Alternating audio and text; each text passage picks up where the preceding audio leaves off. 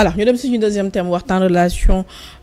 avec son premier ministre le président Diomaye calme le jeu Abdoulaye Mbow démb gis nga ni le président dafa mel ba mu ñibbisee di fàttali ni tey sax en ce moment dem na fee ca Conakry je pense donc ba mu génnee dafa mel ni wax na il a arrondi les angles wax ni diggante maa ngi son premier ministre Ousmane Sonko jàmm rek a ca xew mais ñu bari dañoo décrypter beneen message derrière mel ni daf moom stabilité la woote ak jàmm parce que c'est son rôle en tant que président mais yow en tant qu'analyste pour yow par rapport ak discours bu Ousmane Sonko def ak réponse bi nga xam ne moom le président de la République amal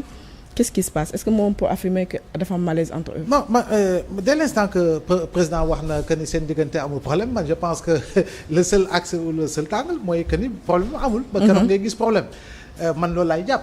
parce que tamit ñu bari ñu ngi wax bay andi ay faits yoo xam ne c'était en 1962 alors que nous ne sommes plus même dans le même régime et parce que tamit en 62 nous n'avions pas un régime présidentialiste c'est à partir de la constitution de 63 la ñu doog a am un régime bi nga xam ne moom la ñu dund ba tey parce que en 62 le président du conseil jàpp na ni il avait véritablement ay pouvoirs yoo xam ne constitution bi moo ko conféré woon donc li nga xam ne moo di crise bu ñu doon dëpp wax tamit naan possibilité de crise institutionnelle gëwuma crise institutionnelle moo fee mën a am su fekkoon malaise sax dafa am parce que n'oublions pas que le premier ministre il est nommé par li nga xam ne moo di décret présidentiel lu ñu waroon mën a dund bu doon am na ça aurait été une crise politique et parce que tamit kële xëy na mooy dem jël li nga xam ne moo ko moom par thème ak yu mu àndal et cetera maintenant comme président wax na ni que ni seen problème amut gis nga ñu bari ñu si doon insister jamono ji li ñuy wax mooy heureusement que président wax na ni. il a arrondi les angles. oui mais tout à fait l'urgence c'est véritablement de tout faire pour que sénégalais bi dundam gën a mën a soppeeku. mooy fexe ba liggéey gën a ñoŋ si ndaw yi mooy fexe ba hôpital bi gën a baax. te loolu la waxee sax ne dafa fekk dëkk boo xamante ne financièrement. voilà boo les gens sont ailleurs. mooy liggéey pour que koom bi war a mën a. rééquilibré wu maanaam lépp lu nga xam ne si wàllu koom la par rapport à une approche micro autant macro pour que ñu mën a ñëwaat sur les équilibres pour véritablement gën a mën a supporter dette bi pour véritablement gën a mën a wàññi déficit bi et cetera waaye nag mooy liggéey par rapport à un niveau d'investissement soutenu ak en partenariat avec le secteur privé et tout autre investisseur boo xam ne am na potentiel pour mën a dugal xaalisam Sénégal pour ñu war ko mën a développer mais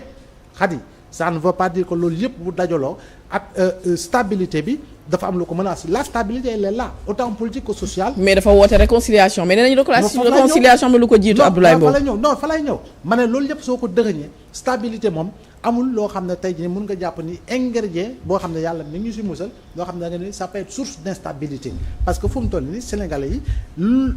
la fi nekkoon dañ ko wan ginnaaw en votant majoritairement pour un président 54% en votant majoritairement pour une liste en lui octroyant 130 sur 165 députés kon lu bari féete na leen ginnaaw waaye nag dañu ko ne lii yëpp bu ñu ko defee on veut également que justice soit faite donc justice biy liggéey pour situer les responsabilités par rapport à ce qu'il s'est passé au Sénégal de 2021 à 2024 ça ne veut pas dire que dafay tere monsieur Mbodj bu xëyee war a bañ a dem liggéey Sénégalais yi daañu dem liggéey gouvernement bi ministre bi DG bi ak keneen lañ ko dénk dina liggéey pour atteindre des objectifs à court moyen terme parce que y a un plan quinquennal qui a été défini selon la vision du président boo xam ne dañ ko war a mën a teg liggéey si léegi nag bu fekkee ni da nga bàyyi yoon loolee mu def liggéeyam yow nga nekk seen liggéey man gisuma loo xam ne war na fi mën a tardé kon bokk kan moo faat près de 80 Sénégalais kan moo dóor bal plus une bonne dizaine de jeunes Sénégalais kan moo torturé ay Sénégalais à l'image de Pape Abdoulaye Touré kan moo tax ñu dagg loxo benn jeune aujourd'hui qui a perdu un bras qui a perdu une jambe certains qui sont paralysés à vie et je dis encore une fois loolu yëpp dañ koy bàyyi pour perte profit wala. et les gendarmes aussi qui avaient perdu la main. donc je pense que du vengeance parce que vengeance comme ni mu ko waxee mooy tey xani ku ñëw taal sa kër doo jël almet ak essence dem taal këram loolu moo di vengeance ku taal sa kër yoon moo la ne am nga matuwaay pour dem fa mbaxane doone benn ba pare bàyyi kook ñoom ñu def seen liggéey mais def ko seen liggéey dinañ situer responsabilité xam kan moo ko def jàpp ko yóbbu ko si yoon juger ko condamner ko conformer aux lois et règlements de ce pays. mais yow est-ce que ni da nga partage avec ñi wax ni on a l'impression que le président dafa bëgg a réconcilier les Sénégalais mais réconciliation boo xam ne il faudra yenn ñu teer ko au nom de la stabilité du pays. Est-ce que yow nu nga ko comprendre. non parce que non man jàppee ma noonu parce que aujourd'hui réconciliation bi mi ngi jaaree d'abord par li nga xam ni mooy mieux raffermir li nga xam mooy diggante yi par rapport à un dialogue permanent à l'image du rapport sur le dialogue bi nga xam ne recevoir na ko en allant dans le sens de mettre en branle li nga xam moo di conclusion yi pour véritablement une meilleure stabilisation des équilibres et des institutions, modification de certains articles yu soxal code électoral bi waxtaan ci conclusion yi jëm ci loolu waaye du caaga ni loolu yëpp nga war a doxee loolu yëpp nga war a defee lépp li nga war a andi en termes de réforme sur le plan des institutions et par ailleurs mais du tee encore une fois li nga xam ne moo taxoon Sénégal mësul am 63 il y a eu plus de 100 morts on n'a jamais eu de coupable en 68 il y a eu des victimes il n'y a jamais eu de coupable en 73 il y a eu des victimes des élèves qui ont été assassinés non sans tenir compte également de la mort de Blondin jamais de coupable en 88 il y a eu également des morts jamais de coupable ñu tëb année yéen yëpp ñëw ba 2011 jamono ñi nga xam ñoom monsieur Mbodj ñoo nekkoon M23. Il y a eu près de 14 morts pratiquement pas de coupables. dafa tàmbalee sax si kii nga xam moo di Malick Ba à Sangalkam en 2009 d'abord mais écoute y a pas de coupable est-ce que tey dañuy war a dem saay bu ñu nee am na ay victimes ay doomu Sénégal ñoo ñàkk seen bakkan am ay doomu Sénégal dañ leen torturer effectivement ñu ne ok suba nañu def table rase sur tout cela. dama ne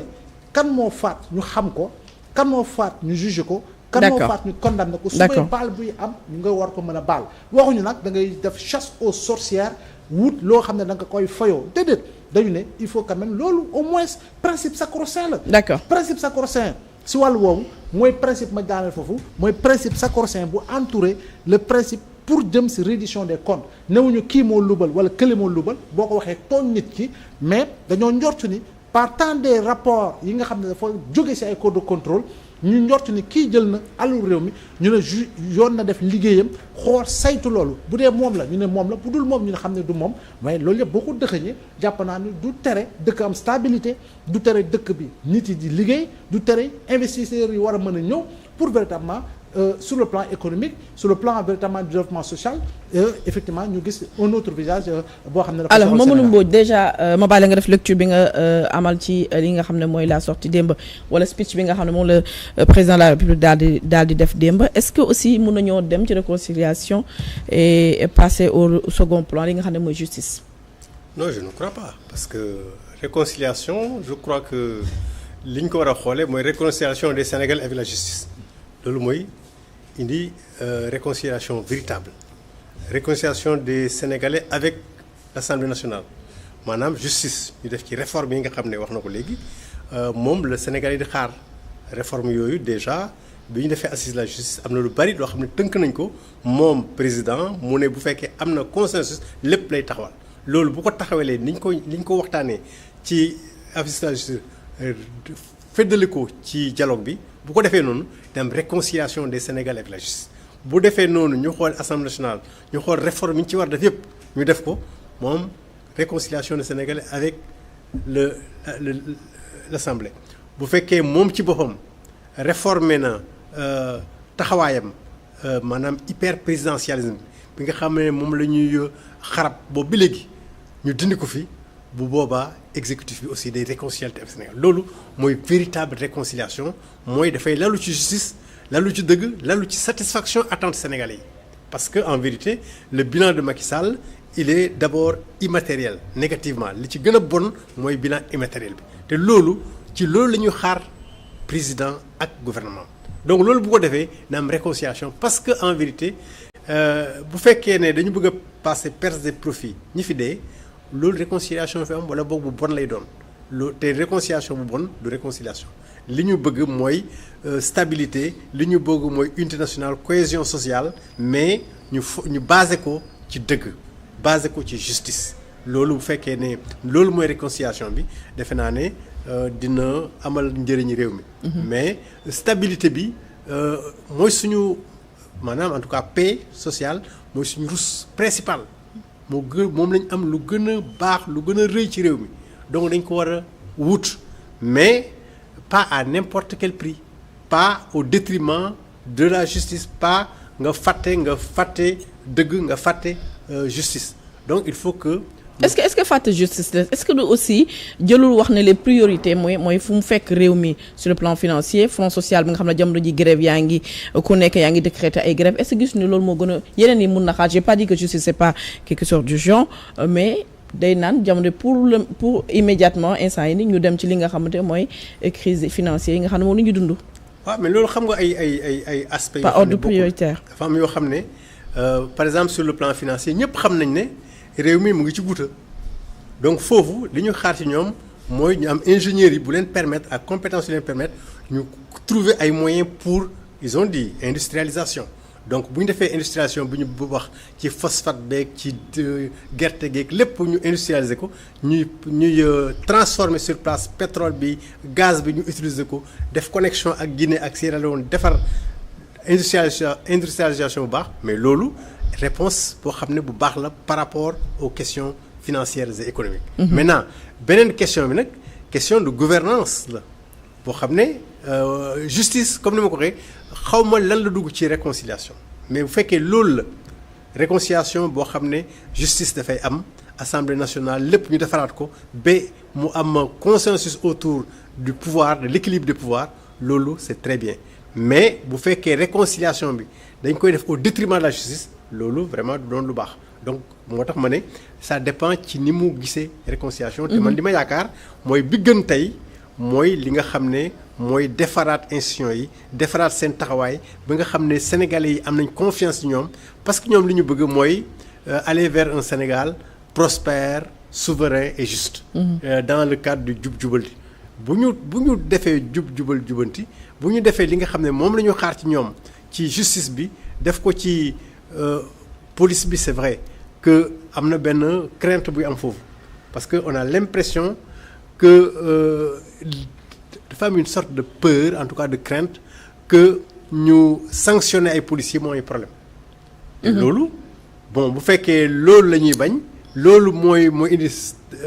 instabilité bon il faut que qu'ils aient le courage de faire ce qu'il faut faire parce que comme il a dit vérité et réconciliation parce que mën nga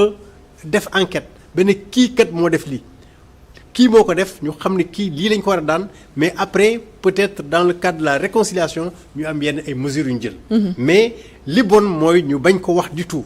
ñu bañ ko def enquête bañ a identifier ñi nga xam ne ñoom ñooy coupables yi. Est-ce que yow déjà recevoir nga ñi nga xam ne mooy soit les membres du collectif yi nga xam ne dañoo ñàkk seen bakkan seen famille seen proche. Non pas personnellement mais à l'époque bi ñuy F24 di yëngatu dëgg-dëgg effectivement ñoom Yolande ak ñooñu tout le temps ñu ngi woon ak ñoom di travailler ak am na temps ñun dañ naan taal ak Gassama dañ daan dem ci man dem naa conférence ak Gassama ñu xool ñu waxtaan ak ñoom Pape Lay Touré nekk fa ñëpp ñu ko fa donc mais temps yi moom vraiment je peux nekkuñ ci loolu parce que bon nous on est duñu organisation droit de l'homme comme yeneen yi mais effectivement à l'époque F24 daan na ko lijjanti. D'accord Abdoulaye Mbow je te laisse avec l'invité. Ouais, en fait man li may su may laaj toujours avec monsieur Mbodj jamono ji sur le plan politique tey jii nii lan dëgg la ñu war a mën a taxawee pour un peu mieux policer véritablement le débat parce que bon on constate trop de dérives et des débats de personnes yoo xam ne mooy jural ñu bari malheureusement li nga xam ne moo dal comme Gadiaga placement sous mandat de dépôt. C'est-à-dire que le gouvernement man sama yaakaar mooy dafa war am taxawaay boo xam ne dafay nekk fermeté ak souplesse parce que man li ma gëm daal mooy ñi nga xam ne dañ fi nekkoon sous Macky Sall di saaga nit ñi. mun leen bàyyi ñuy continuer saaga nit ñi. Beneen affaire mooy que en vérité il y a une démarche de manipulation mooy jël fexe ba nit ñi jàpp ne yow yaa am dëgg te fekk teguloo ko ci dëgg nga teg ko ci loo xam ne amul cëslaay bu baax donc li nga bëgg mooy fexe ba nit ñi bañ sa adversaire la haine de l'autre susciter la haine de l'autre or boo gisee ñenn ñi ci télé yi ak rajo yi seen travail yëpp loolu la il défie l'autorité te li ñuy wax parfois du benn dëgg teguñu ci benn dëgg dañuy sos pour yàq deri jàmbur pour attaquer li ñuy wax capital symbolique u nit salir image am loolu mooy seen taxawaay donc ñooñu il faut être ferme avec eux